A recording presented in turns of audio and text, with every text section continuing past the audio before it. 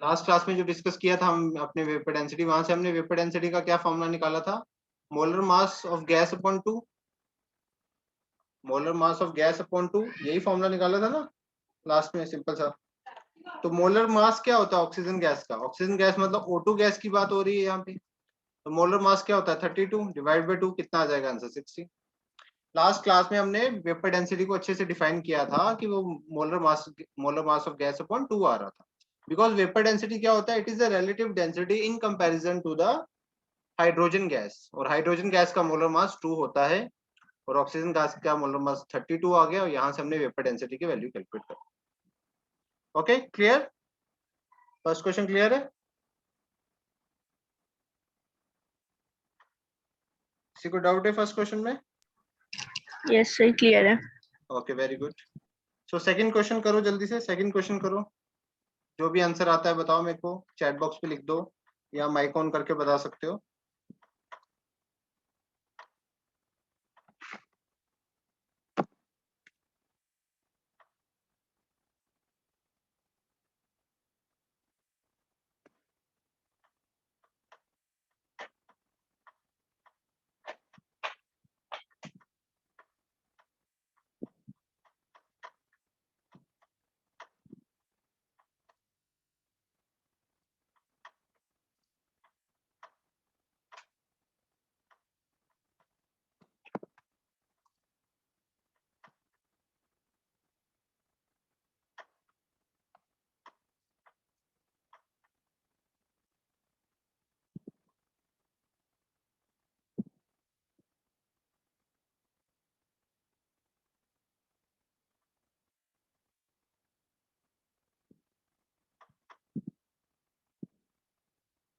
हाँ भाई, हुआ सेकंड क्वेश्चन? क्या आंसर आ रहा है इसका?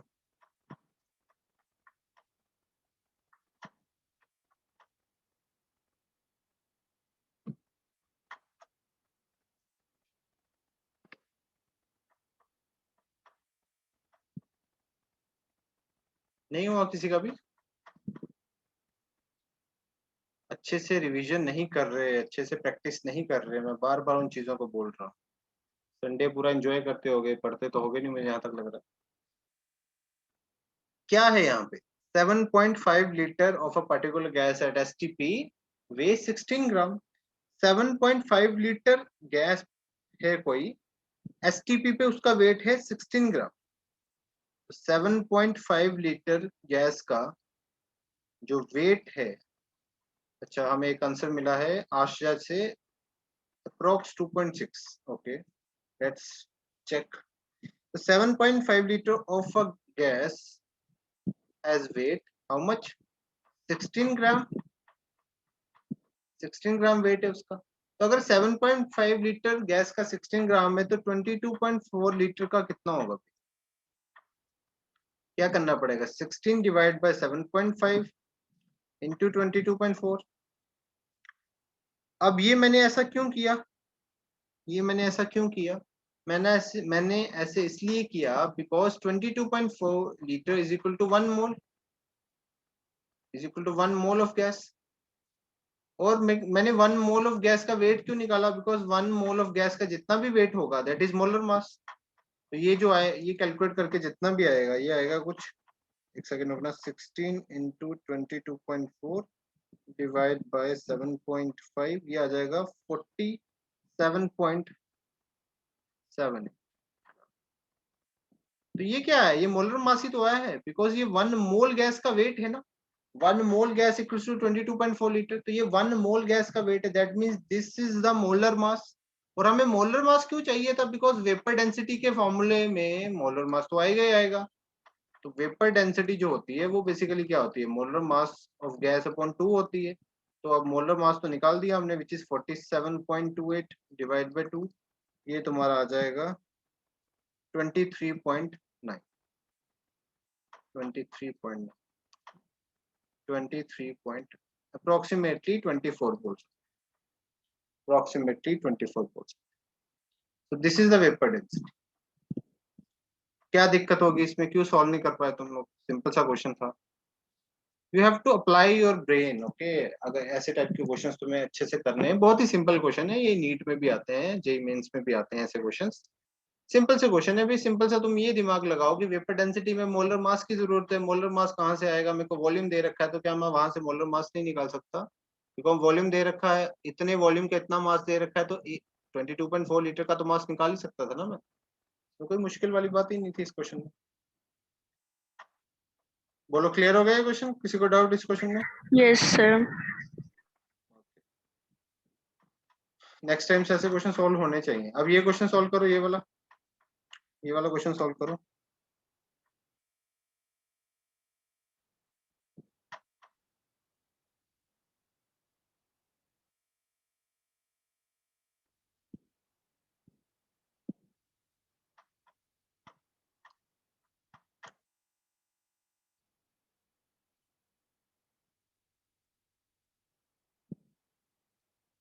एक आंसर आया है वैभव चौधरी का 180।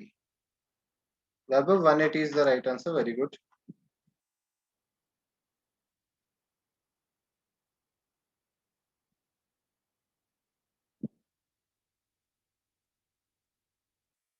बाकी लोग भी करो।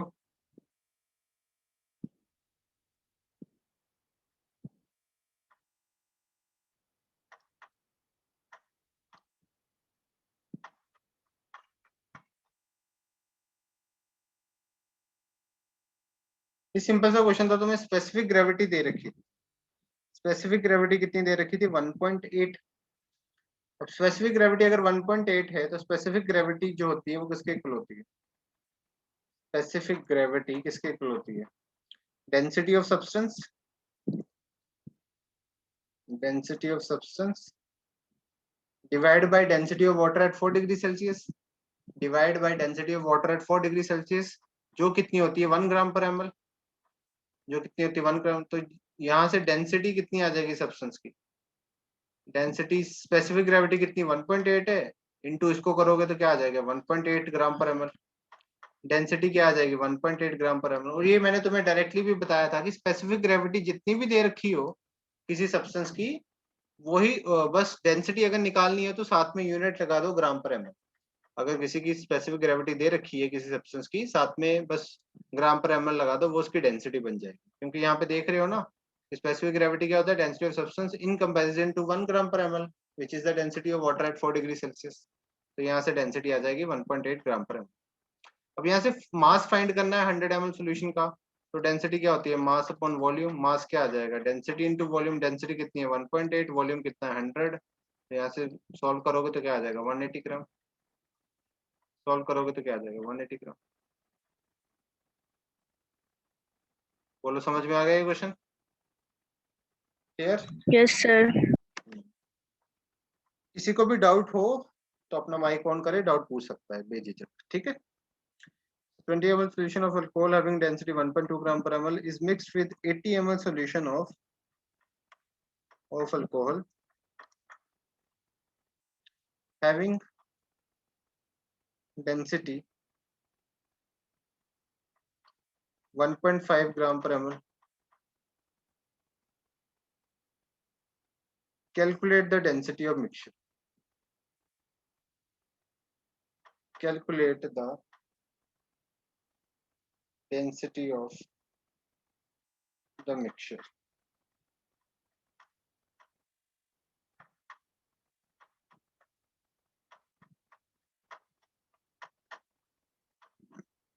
करो इस क्वेश्चन को, क्वेश्चन करो ये वाला भी।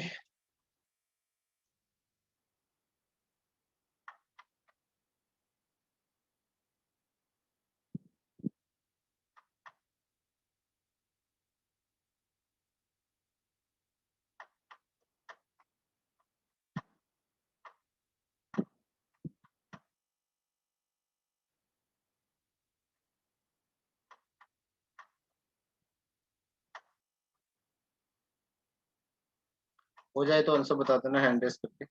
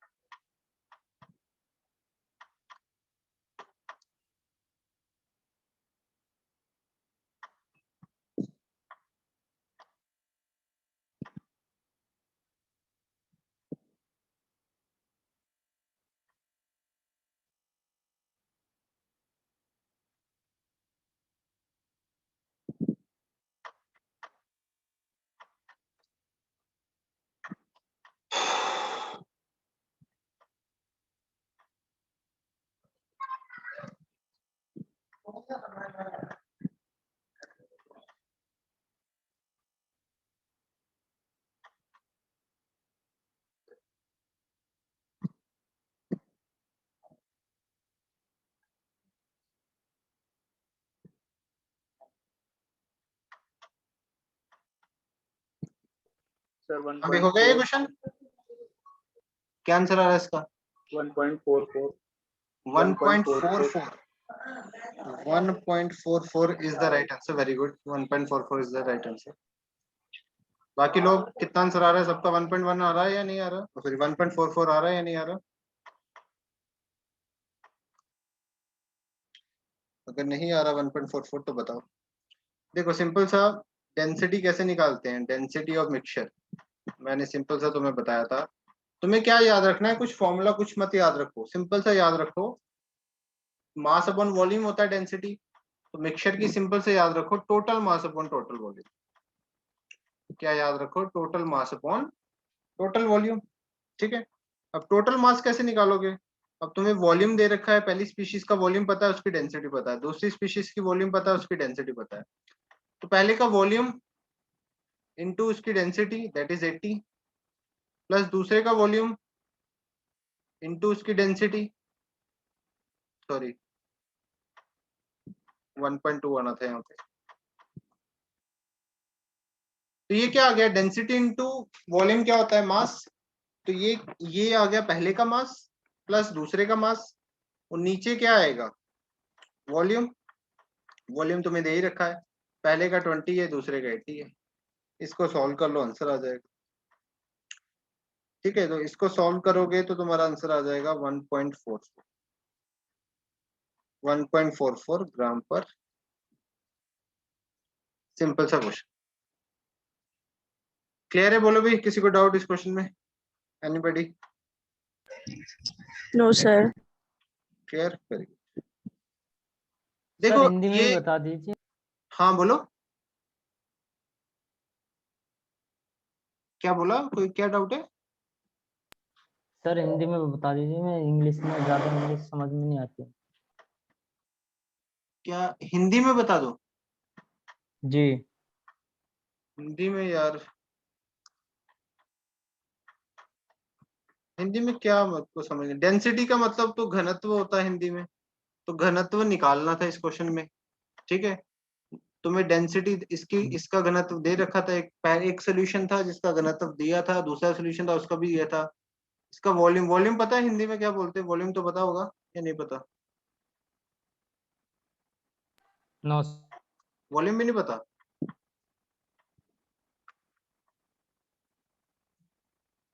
हम्म, नो सर।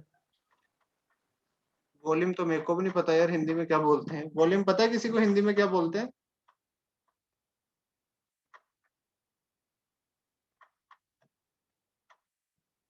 मैंने से एक बार आप मेरे से ना क्लास के बाद बात कर लेना, क्योंकि ऐसे मेरे को खुद ही नहीं पता वॉल्यूम को क्या बोलते हैं, या ओके फिर सर।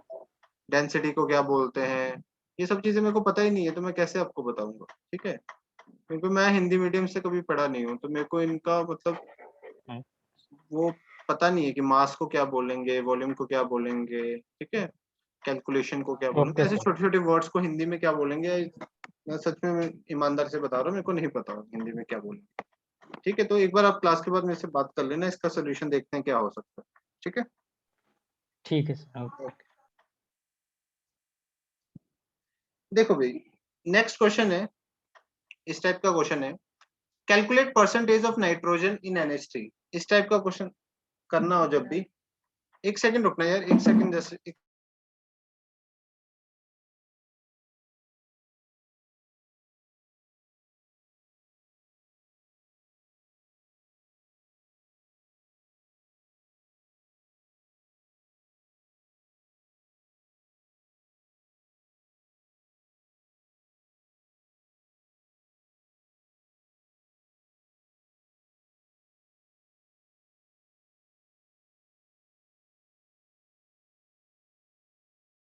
हाँ भाई आवाज आ रही है? तो इस टाइप के क्वेश्चन देखो, जब भी इस टाइप के क्वेश्चन हो कि तुम्हें किसी पर्टिकुलर एलिमेंट की परसेंटेज निकालनी हो किसी कंपाउंड में, किसी पर्टिकुलर एलिमेंट की परसेंटेज निकालनी हो किसी कंपाउंड में, तो इस टाइप के क्वेश्चंस कैसे करने होते हैं? सिंपल सा देखो, NH3 का अगर मैं मोलर मास देखूं तो 17 होगा, NH3 का 17 ग्राम होगा, बिकॉज नाइट्रोजन का होता है 14, हाइड्रोजन का होता है 1, और 3 हाइड्रोजन मिलके क्या हो जाएगा 70, तो 17 ग्राम होगा। और मोलर मास ऑफ नाइट्रोजन अगर देखूं तो 14 होगा, 14 होता है। तो अगर मेरे को percentage of nitrogen in NH3 निकालनी है तो मैं सिंपल से क्या करूंगा, NH3 में टोटल नाइट्रोजन का अमाउंट जो है वो कितना है, 14 है, और टोटल NH3 का वेट कितना है, 17 है, तो 14 डिवाइड बाय 70 इंटू 100 करूंगा। इस टाइप से मैं परसेंटेज निकाल सकता हूं। तो इस टाइप के भी क्वेश्चन कई बार आ जाते हैं सिंपली, वैसे तो कम चांसेस होते हैं, बट ये मैं क्वेश्चन क्यों करवा रहा हूँ, क्योंकि एक और कंसेप्ट होता है विच इज मिनिमम मोलर मास का कंसेप्ट, उसमें से कई बार क्वेश्चन आने के ज्यादा चांसेस रहते हैं मिनिमम मोलर मास वाले कंसेप्ट के।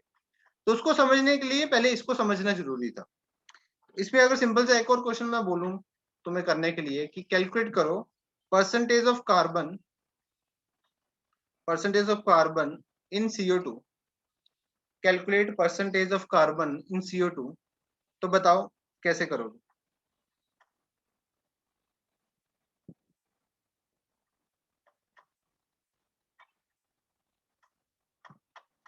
करो इसको, percentage of carbon in CO2, ditto वही क्वेश्चन है, करो क्या आंसर आएगा।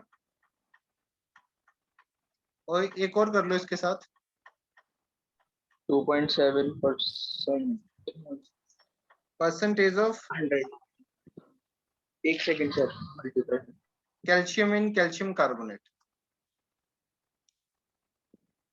ऐसे क्वेश्चन नहीं आते बट 27.2%. 47.2%, 27, हाँ 27.2. बिल्कुल सही आंसर। 27.27. तो परसेंटेज ऑफ कार्बन निकालनी इन CO2, तो ऊपर कार्बन का मास कितना होता है 12, नीचे CO2 का कितना आ जाएगा 44 इंटू 100 करोगे, तो इसको कैलकुलेट कर लोगे तो तुम्हारा आंसर आ जाएगा 27.28%। ये करोगे, परसेंटेज ऑफ कैल्शियम निकालोगे इन कैल्शियम कार्बोनेट, तो कैल्शियम का कितना होता है 40 अपॉन पूरे कैल्शियम कार्बोनेट का होता है 100, इंटू 100 करेंगे तो 100 से 100 कैंसिल, तो ये कितना आ जाएगा 40%. तो ये तो हो गए सिंपल क्वेश्चन। बट इसमें से जो मेन क्वेश्चन बनता है वो ये होता है, अब वो मैं मेन क्वेश्चन करवाता हूँ जो आने के चांसेस होते हैं, that is a compound of sodium contain 11.5% sodium, find the minimum molar mass of compound, find the minimum molar mass of compound। अब थोड़ा सा अपना अटेंशन बढ़ा लो, थोड़ा सा ध्यान से सुनना इसको, बिल्कुल ध्यान से। वो क्या बोल रहा है, एक सोडियम का कंपाउंड है। अब सोडियम का कंपाउंड कुछ भी हो सकता है, it can be NaCl, it can be sodium carbonate, it can be sodium bicarbonate, कोई भी सोडियम का कंपाउंड है, हमें नहीं पता कौन सा कंपाउंड, हमें नहीं पता कौन सा कंपाउंड है, बट कोई ना कोई सोडियम का कंपाउंड है, ये क्वेश्चन में बोला है, ठीक है। और उसमें उसने सोडियम की परसेंटेज ऑलरेडी बता रखी है, जैसे हम यहाँ पे परसेंटेज निकाल रहे थे ना कि कार्बन की परसेंटेज इतनी है, कैल्शियम की परसेंटेज इतनी है, यहाँ पे इन्होंने ऑलरेडी सोडियम की परसेंटेज हमें बता रखी है विच इज 11.5%, ठीक है। So now we have to find the minimum molar mass of compound, हमें minimum molar mass of compound find करना है। अब ये मतलब क्या हुआ मिनिमम मोलर मास का, देखो एक कंपाउंड है, उसमें सोडियम तो है ही, वो सोडियम तो उसमें डेफिनेटली है, बट वो एक्चुअल में कंपाउंड कौन सा हमें नहीं पता। हमें नहीं पता सोडियम कार्बोनेट हो सकता है, सोडियम बाइकार्बोनेट हो सकता है, सोडियम क्लोराइड हो सकता है, सोडियम सल्फाइड हो सकता है, सोडियम सल्फेट हो सकता है, सोडियम नाइट्रेट हो सकता है, it can be anything. But उसमें एक चीज तो श्योर है ना कि सोडियम का एक एटम तो प्रेजेंट होगा ही, चाहे वो सोडियम कार्बोनेट हो, चाहे NaCl हो, चाहे सोडियम नाइट्रेट हो, कोई भी कंपाउंड हो, सोडियम का एटलीस्ट एक एटम तो होगा ही होगा ना उस कंपाउंड में, ये तो श्योरिटी है ना। 2 हो सकते हैं, 3 हो सकते हैं, बट एक तो होगा ही होगा, है ना, एक तो होगा ही होगा, ये तो श्योरिटी है। बाकी इसके साथ कुछ और भी हो सकता है, वो हमें नहीं पता, बाकी XYZ कुछ और भी हो सकता है, पर सोडियम का एक एटम तो एटलीस्ट होगा ही होगा। तो अब यहाँ पे मिनिमम मोलर मास का कॉन्सेप्ट आ जाता है। मिनिमम मोलर मास की हम उसका मिनिमम मास बता सकते हैं कि इस कंपाउंड का मिनिमम इतना मास तो होगा ही होगा, मिनिमम इतना मास तो इसका होगा, मतलब इससे ज्यादा हो सकता है, इससे ज्यादा हो सकता है, बट मिनिमम इतना तो होगा ही होगा। ये है मतलब मिनिमम मोलर मास। अब देखो ये कैसे निकाल सकते हैं हम मिनिमम मोलर मास। सिंपल सा देखो, हमने एक ऐसा कंपाउंड इमेजिन किया जिसमें सोडियम का एक ही एटम है। हमने कम से कम एटम ले लिए सोडियम के, कम से कम एटम ले लिए सोडियम। जब सोडियम के मैं कम से कम एटम लेके वो कंपाउंड कंसिडर करूंगा और उसका मैं मोलर मास निकालूंगा तो वो भी कम से कम मोलर मास आएगा, मतलब वो भी क्या आएगा, मिनिमम मोलर मास आएगा। जब मैंने सोडियम के लीस्ट एटम कंसिडर किए हैं तो वो जो मोलर मास भी आएगा वो लीस्ट मोलर मास आएगा। तो अब देखो मेरे को सोडियम की परसेंटेज दे रखी है, तो मैं अगर यही फॉर्मूला लगाऊं परसेंटेज ऑफ सोडियम, यही वाला फॉर्मूला जो मैं अभी कर रहा था, ये वाला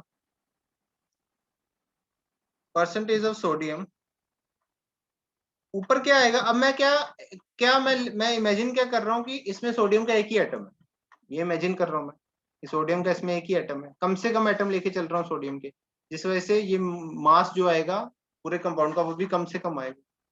तो सोडियम का एक एटम अगर लूंगा तो ऊपर कितना मास आ जाएगा, 23 ग्राम। और नीचे यहाँ पे नीचे क्या होता है, टोटल मास ऑफ कंपाउंड आता है ना, इस बार क्या आएगा, मिनिमम मोलर मास इंटू 100, क्योंकि जब मैंने सोडियम को कम से कम कंसिडर किया है तो ये जो मास आएगा ये भी मिनिमम मोलर मास आएगा, लीस्ट मोलर मास आएगा। ठीक है, मैं मिनिमम मोलर मास ही निकाल सकता हूँ इस केस में, एग्जैक्ट मोलर मास तो निकाल नहीं सकता क्योंकि मेरे को क्या पता एक्चुअल में क्या फॉर्मूला है इस कंपाउंड का, बट मैं मिनिमम मोलर मास निकाल सकता हूँ कि कम से कम इतना मोलर मास तो हो गए हो। अब मेरे को सोडियम की परसेंटेज पता है कितनी है, 11.5। ठीक है, डिवाइड बाई 23, ये आ गया मिनिमम मोलर मास इंटू 100। तो यहाँ से हम मिनिमम मोलर मास की वैल्यू निकाल लेंगे। मिनिमम मोलर मास कितना आ जाएगा, 23/11.5 इंटू 100। ये 2 पे जाएगा तो कितना आ जाएगा, 200 ग्राम। तो इसका मिनिमम मोलर मास कितना आ गया, 200। मतलब कम से कम ये जो सोडियम का कंपाउंड है इसका कम से कम इतना मास तो हो गए हो, इससे ज्यादा हो सकता है बट कम से कम इतना तो हो गए हो। बोलो समझ में आया ये क्वेश्चन। Yes, sir.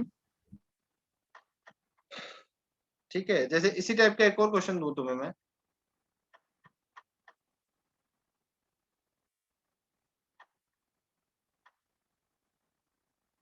उसमें लिखूं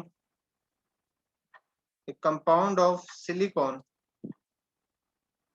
contain 14% silicon, find the minimum molar mass। निकालो कितना आएगा,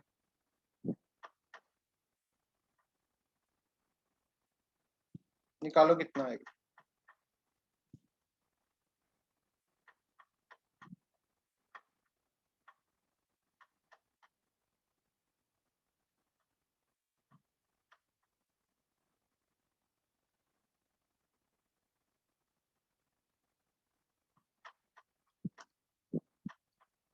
हो जाए तो हैंड रेस करके बता देना। Sir, 200. 200.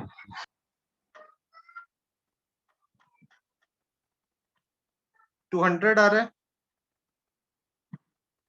Yes, sir. एक सेकंड रुको, एक सेकंड रुकना, जस्ट मैं बताता हूँ।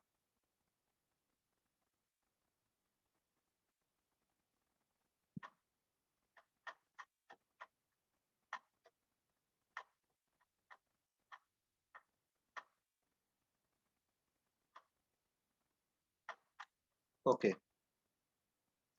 सो a compound of silicon contain 14% silicon, find the minimum molar mass. हमें minimum molar mass find out करना है। ठीक है, तो सिंपल सा वही यही चीज लगाएंगे यहाँ पे, 14 इंटू सिलिकॉन का एक एटम कंसिडर करेंगे इस कंपाउंड में। सिलिकॉन के एक एटम का वेट कितना होता है, कितना होता है 28, divide by minimum molar mass into 100। ये क्या आ गया, सिलिकॉन के एक एटम का मास मैंने कंसिडर कर लिया उस कंपाउंड में, कम से कम सिलिकॉन का एक एटम है, ये परसेंटेज आ गया। यहाँ से मिनिमम मोलर मास निकाला, कितना आ गया 28/14 इंटू, तो सिंपली ये भी कितना आ गया 200 का। समझ गए ना बात को, कॉन्सेप्ट समझ गए। Yes, sir. ठीक है, किसी को डाउट इस कॉन्सेप्ट में। No sir. इस टाइप के क्वेश्चन कई बार आ जाते हैं, तो ध्यान रखना, ठीक है। तो सिंपल सा होता है बट कंफ्यूज हो जाते हैं कई बार। कई बार वो ऐसे भी लिख देते हैं कि कुछ भी लिख देंगे कि प्रोटीन का स्ट्रक्चर है, कोई कार्बोहाइड्रेट है, कोई प्रोटीन है, कुछ भी ऐसे कोई अलग अलग नाम दे देंगे, कोई हार्मोन है, कोई मेडिसिन है, ठीक है। मतलब इसका ये जो हम लिख रहे हैं कि कंपाउंड ऑफ सिलिकॉन, इसको कोई नाम दे देंगे, may be protein, may be amino acid, may be कोई बैक्टीरिया, मे बी कोई मेडिसिन, कुछ भी नाम दे देंगे और बोलेंगे कि उसमें इतनी परसेंटेज इस एलिमेंट की है, तो बताओ इस प्रोटीन का या इस मेडिसिन का जो मिनिमम मोलर मास होगा वो क्या होगा। तो तुम ऐसे करोगे, वो सिंपली कर दोगे, बस कंफ्यूज मत होना उसमें नाम देख के, वो बस कंपाउंड का नाम लिखा होगा एक, ठीक है। फॉर्मूला कुछ भी होता है, कुछ भी हो सकता है, बट नाम लिखा होगा एक कंपाउंड, ठीक है। बोलो समझ के आगे बढ़े।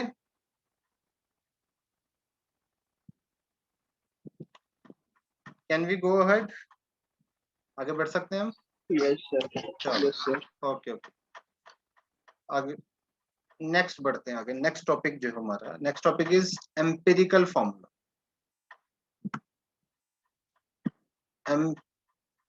एम्पिरिकल फॉर्मूला, अब ये क्या होता है एम्पिरिकल फॉर्मूला। तो इसमें लिखो एम्पिरिकल फॉर्मूला, इसको ईएफ लिख देता हूँ शॉर्ट में, of a compound, CPD compound का शॉर्ट फॉर्म है, शॉर्ट नेम है, ठीक है। Is a chemical formula, empirical formula of A compound is a chemical formula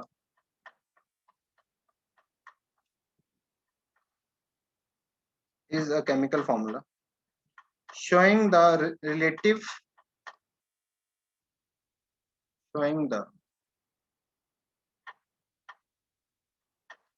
relative number of atoms in the simplest ratio,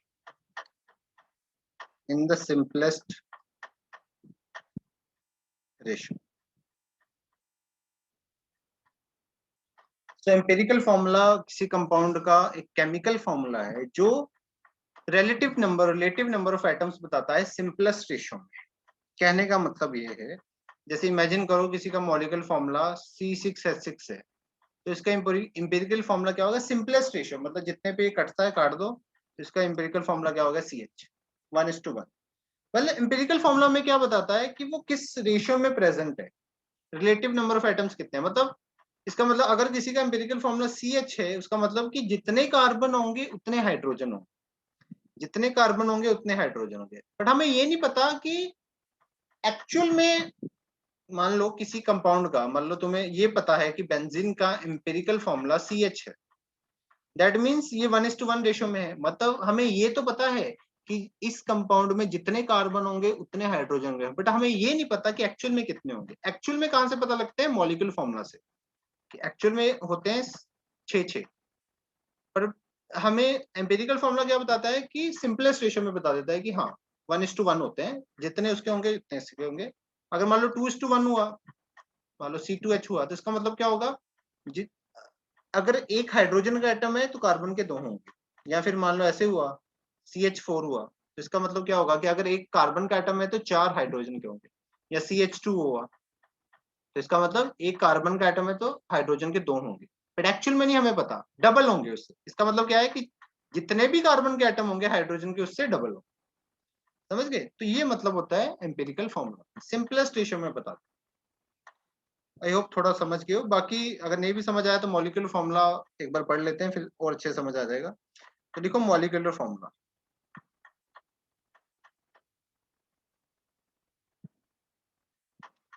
तो molecular formula में क्या बताता है,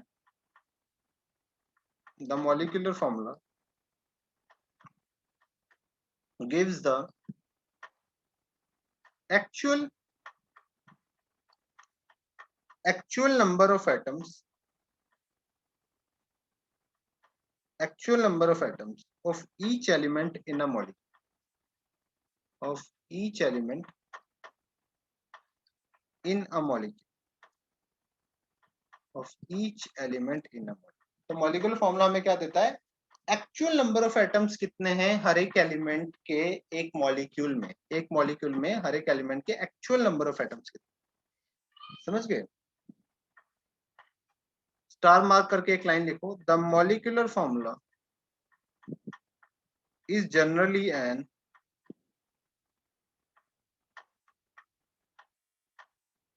इंटीग्रल मल्टीपल ऑफ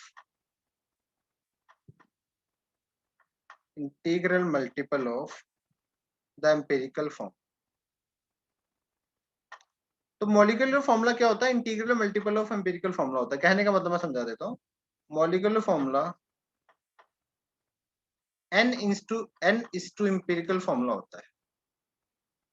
जैसे कि एग्जाम्पल के तौर पे तुम्हें बताता हूँ, मान लो किसी का मॉलिक्यूलर फॉर्मूला, बेंजीन का जो मॉलिक्यूलर फॉर्मूला होता है वो होता है C6H6, ठीक है, C6H6। और एम्पिरिकल फॉर्मूला जो होता है वो ऑब्वियसली क्या हो जाएगा, CH। तो अब देखो ध्यान से, अगर मेरे को मॉलिक्यूलर फॉर्मूला निकालना है तो मैं क्या करूंगा, अगर मैं CH को 6 से मल्टीप्लाई कर दूं, मतलब ये 1:1 है, इस रेशियो को 6 से मल्टीप्लाई कर दूं तो C भी 6 हो जाएगा, H भी 6 हो जाएगा, तो मॉलिक्यूलर फॉर्मूला आ जाएगा ना C6। तो जो मॉलिक्यूलर फॉर्मूला होता है बेसिकली एक इंटीग्रल मल्टीपल होता है, मतलब कोई ना कोई इंटीजर मल्टीप्लाई हो रहा होता है। तो हमें अगर मैं किसी इंटीजर से मल्टीप्लाई कर दूं एम्पिरिकल फॉर्मूला को, तो मेरे को क्या मिल जाएगा, मॉलिक्यूलर फॉर्मूला मिल जाएगा। मेरे को क्या मिल जाएगा, मॉलिक्यूलर फॉर्मूला मिल जाएगा। समझ गए ना बात को। जैसे कि मान लो एम्पिरिकल फॉर्मूला, जैसे मॉलिक्यूलर फॉर्मूला अगर तुम देखो प्रोपेन का होता है C3H8। इसका एम्पिरिकल फॉर्मूला क्या होगा, इसका एम्पिरिकल फॉर्मूला वैसे यही हो जाएगा, कोई और ले लो, जैसे इथीन ले लो। इथीन का होता है C2H2, तो इसका एम्पिरिकल फॉर्मूला कितना होगा, CH। तो अब अगर मेरे को इसका मॉलिक्यूलर फॉर्मूला निकालना है तो मेरे को क्या करना पड़ेगा, CH को 2 से मल्टीप्लाई करना पड़ेगा ना, तभी ये C2H2 बन जाएगा। तो बेसिकली क्या है मॉलिक्यूलर फॉर्मूला है, मॉलिक्यूलर फॉर्मूला क्या है, integral multiple of, this is integer multiple of empirical formula. और ये जो n की वैल्यू है, ये n की वैल्यू हम निकाल सकते हैं कैसे, देखो n की वैल्यू हम निकाल सकते हैं, यहाँ पे लिखो mass of molecular formula, mass of molecular formula divide by mass of empirical formula, divide by mass of empirical formula. तो अगर n की वैल्यू मेरे को कैलकुलेट करनी है तो मेरे को क्या करना पड़ेगा, mass of molecular formula divide by mass of empirical formula. जैसे फॉर एग्जांपल देखो, इस केस में देखो, इसके हिसाब से अगर मॉलिक्यूलर फॉर्मूला के हिसाब से मास निकालूंगा तो कितना आएगा, कार्बन का 6 तो 12 × 6 + 6 कितना आ जाएगा, 78 ग्राम। बोलो भाई, मॉलिक्यूलर फॉर्मूला के हिसाब से मास निकाला तो कितना है, 78। अगर एम्पिरिकल फॉर्मूला के हिसाब से मास निकालूंगा तो कितना आएगा, कार्बन का 12 होता है, हाइड्रोजन का 1 होता है, तो कितना आ गया, 13। कितना आ गया, 13। इसके हिसाब से 78 ग्राम, इसके साथ 13। तो अगर मेरे को n की वैल्यू निकालनी है इस केस में, बेंजीन के केस में, तो मास ऑफ मॉलिक्यूलर फॉर्मूला क्या आ गया, 78। मास ऑफ एम्पिरिकल फॉर्मूला कितना आ गया, 13। कैंसिल करूंगा तो कितना आ रहा है, 13 6 n की वैल्यू 6 आ रही है ना। वैसे भी तुम देख सकते हो n की वैल्यू कितनी होती है, 6 ही होती है। n की वैल्यू बेंजीन के केस में 6 ही होती है, ठीक है, बेंजीन के लिए निकाली है। तो अगर n की वैल्यू निकालनी है तो मेरे को mass of molecular formula divide by mass of empirical formula करना पड़ेगा, वहां से मेरे को n की वैल्यू। बोलो समझ में आया यहाँ तक, किसी को डाउट यहाँ तक, कोई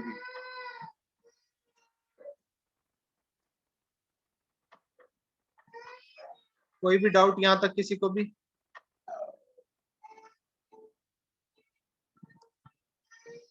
नहीं है तो नो बोल सकते हो भाई, ताकि मैं आगे प्रोसीड करूं। No sir. क्लियर है सब चीज, ओके। क्लियर है तो यहाँ तक लिख लो एक बार, यहाँ तक राइट डाउन कर लो एक बार, हो जाए तो हैंड रेस कर देना, यहाँ तक लिख लो एक बार।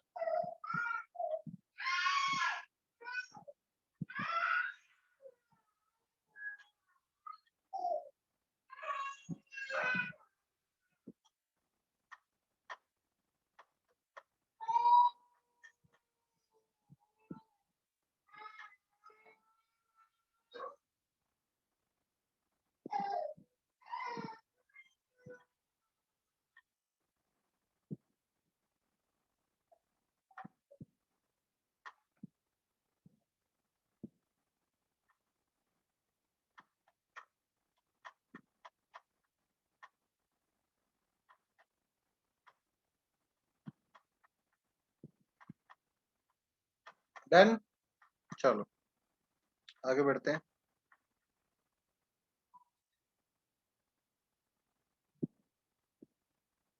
ठीक है, नेक्स्ट मूव करते हैं। एक छोटा सा क्वेश्चन लेते हैं। मेरे पास मॉलिक्यूलर फॉर्मूला है, तुम्हें यहाँ पे एम्पिरिकल फॉर्मूला लिखने हैं। फर्स्ट C6H6, ये तो पता ही है। Second C4H6, third C5H10, fourth C2H6। पहले का तो बताइए एम्पिरिकल फॉर्मूला क्या आ जाएगा?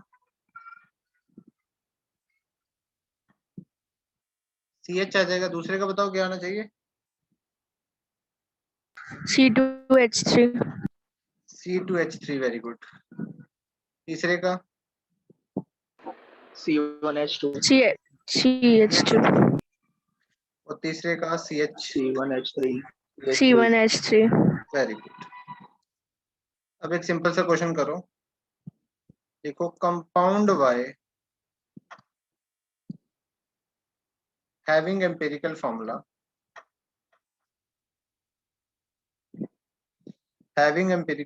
CH2, the molar mass of compound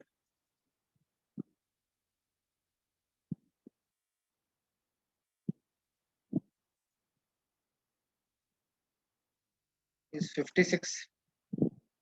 What is the molecular formula? What is the molecular formula? ये बता दो।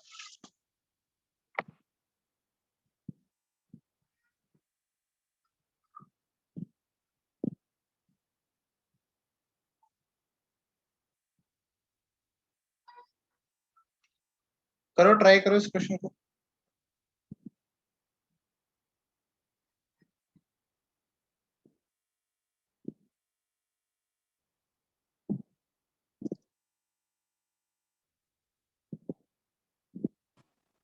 Sir, C6H12 कितना आ गया? C6H12 C6H12 नहीं, गलत है आंसर।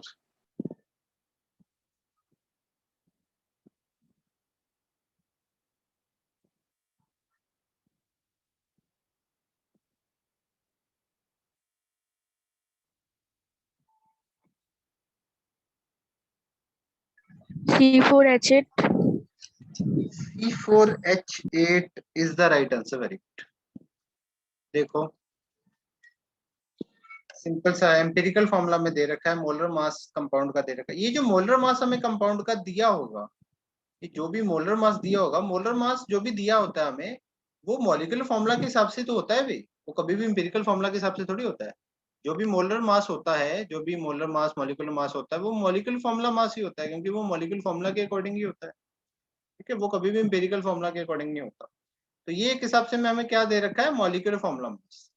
जब भी मोलर मास दे रखा हो क्वेश्चन में, वो बेसिकली क्या है? Molecular formula mass. तो अब मैं n की वैल्यू यहाँ पे निकाल सकता हूँ, बिकॉज मेरे को मॉलिक्यूलर फॉर्मूला मास पता है, विच इज 56, और एम्पिरिकल फॉर्मूला मास मैं निकाल सकता हूँ इसकी हेल्प से। कितना आ जाएगा? 12 + 2 14। तो molecular formula mass divide by empirical formula mass, इसको डिवाइड करूंगा तो ये आ जाएगा 4। तो n की वैल्यू आ गई 4। अब तुम्हें मॉलिक्यूलर फॉर्मूला कैसे निकालना पड़ता है?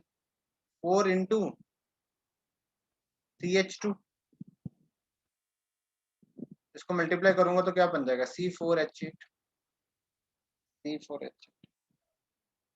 क्लियर, क्लियर हो गया, ठीक है। नेक्स्ट क्वेश्चन करो।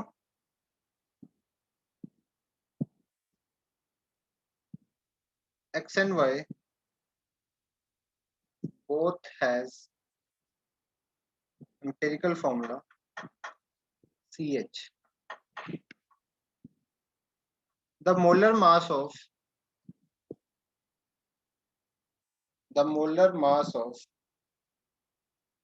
X and Y are 26 and 78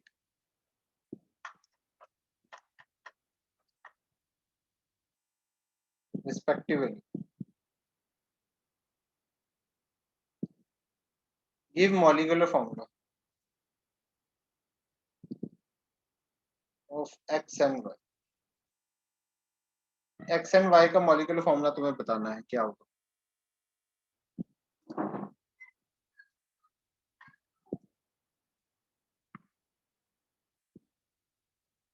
X और Y का molecular formula तुम्हें बताना।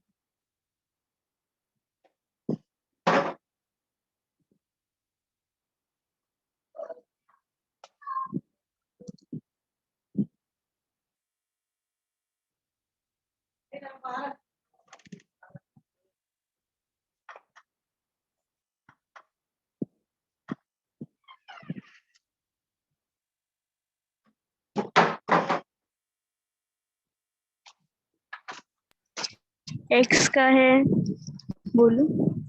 X का है C2H2 और Y का है C6H6। ओके ओके ओके, ठीक है।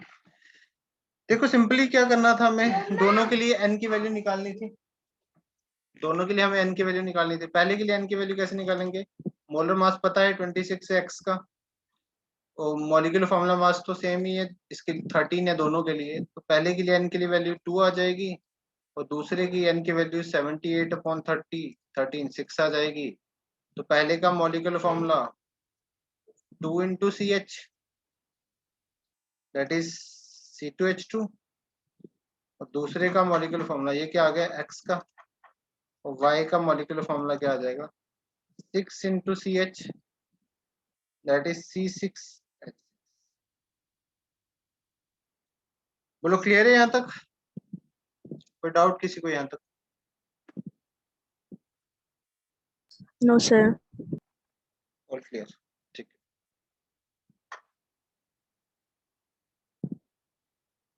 आगे बढ़ते हैं, फिर एक नेक्स्ट कॉन्सेप्ट सीखते हैं।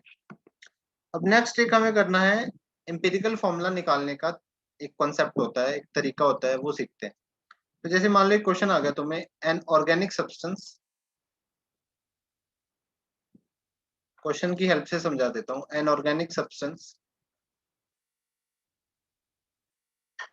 containing carbon, hydrogen and oxygen have the following percentage composition.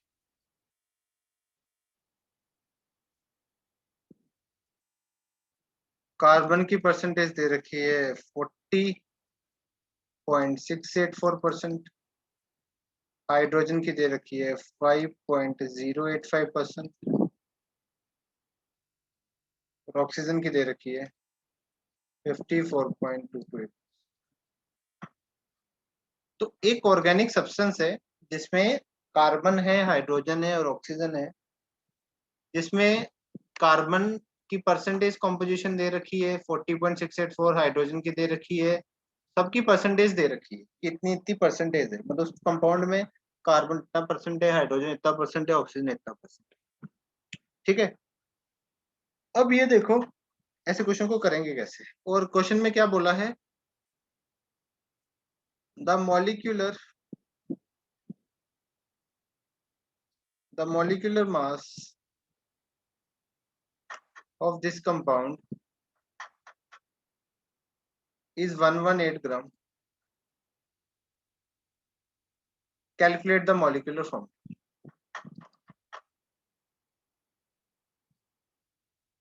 अब देखो इस क्वेश्चन में हमें मॉलिक्यूलर मास भी दे रखा है, मतलब मोलर मास भी दे रखा है, हमें मॉलिक्यूलर फॉर्मूला निकालना है।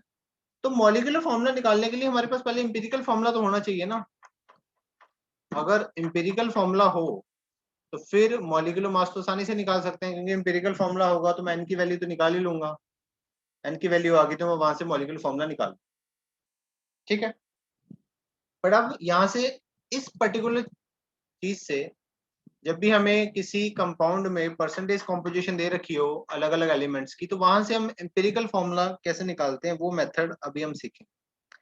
तो मेथड ध्यान से देखो, यहाँ पे हम लिखेंगे एलिमेंट,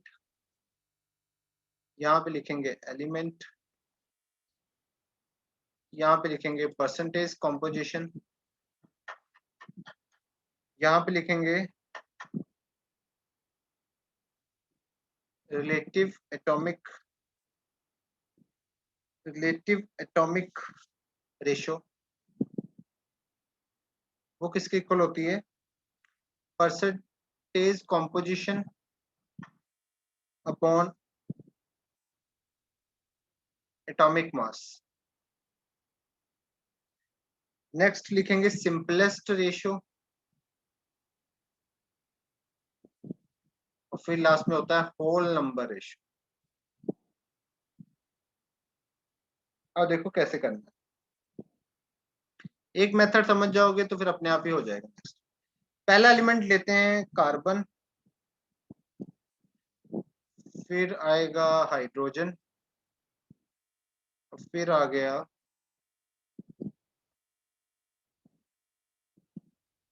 ऑक्सीजन। कार्बन की परसेंटेज कॉम्पोजिशन 40.684, हाइड्रोजन की 5.085, ऑक्सीजन की 54.228। नेक्स्ट हमें क्या निकालनी है? Relative atomic ratio. Relative atomic ratio हम कैसे निकालेंगे? परसेंटेज कॉम्पोजिशन को एटॉमिक मास से डिवाइड कर देते हैं। परसेंटेज कॉम्पोजिशन को एटॉमिक मास से डिवाइड कर देना। तो परसेंटेज कॉम्पोजिशन कितनी दे रखी है इसकी? 40.684। इसको डिवाइड कर देंगे, कार्बन का एटॉमिक मास कितना होता है? 12 से डिवाइड करके ये आ जाएगा 3.39। हाइड्रोजन का 5.085 परसेंटेज कॉम्पोजिशन डिवाइड करेंगे, इसका एटॉमिक मास 1 ही होता है तो ये आ जाएगा 5.085 ही आ जाएगा।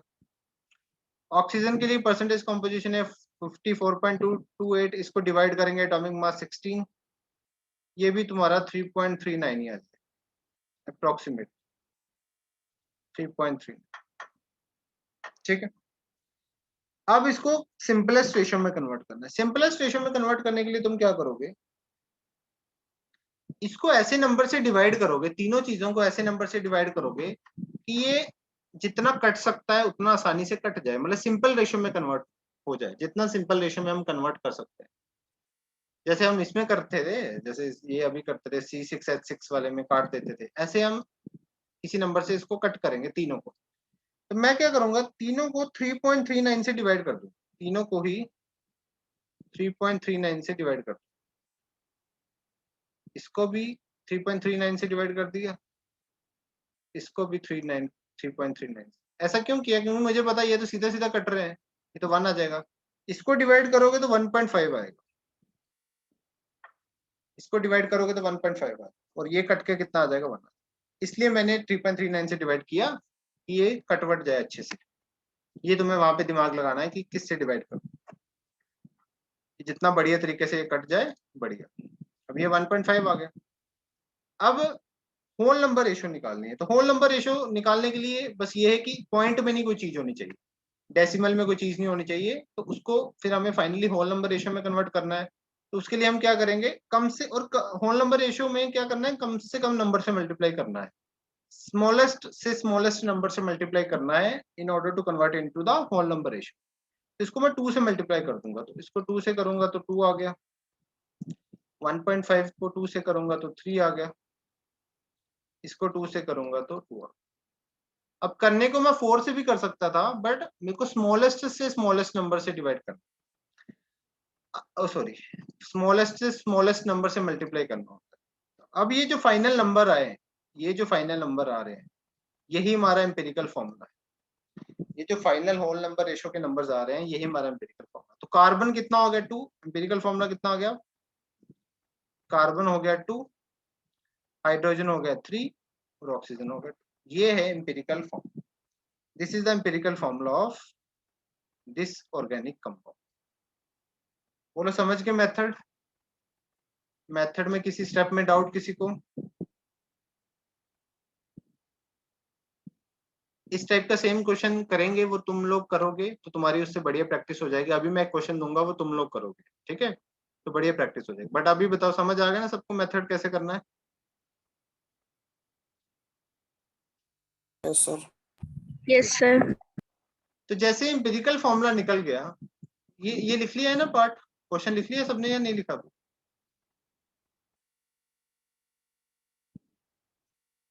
ये थोड़ा सा मिटा दूं? देखिए सर।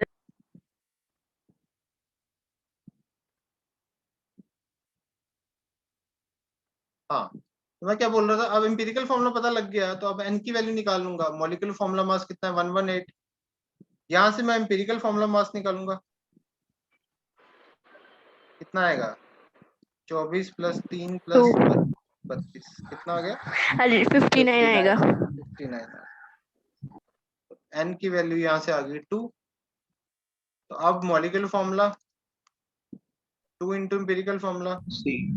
C4H6O4। O. तो C4H6, this is the final molecular formula of the compound. Got it? चलो बढ़िया है। तो यस सर। ऐसे एक सेम क्वेश्चन देता हूँ, वो तुम लोग करके दिखाओ। सेम क्वेश्चन एक ऐसा देता हूँ, इसको राइट डाउन कर लो अगर करना है तो, या कर लिया है? हैंड रेस कर दो जिसने कर लिया sir.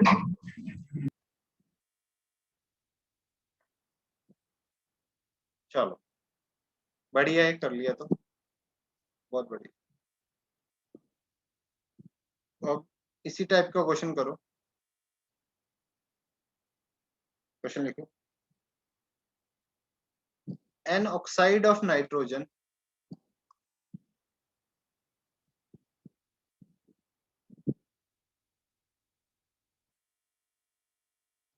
has the following composition. Nitrogen की परसेंटेज है 25.94% और ऑक्सीजन की परसेंटेज है 74.06%।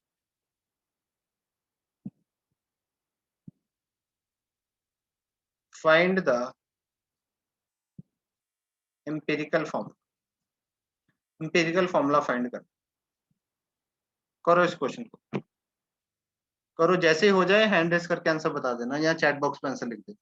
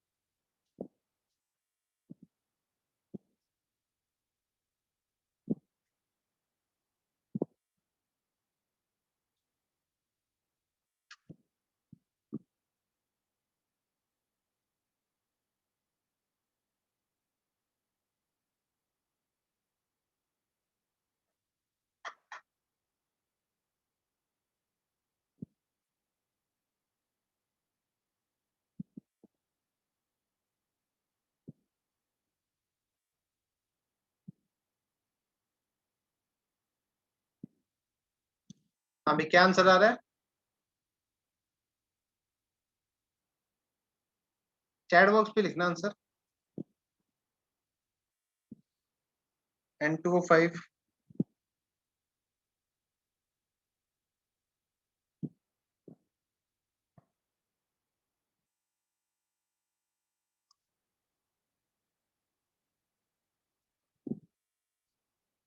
बाकी लोग भी आंसर लिखो जिसका सॉल्व हो गया।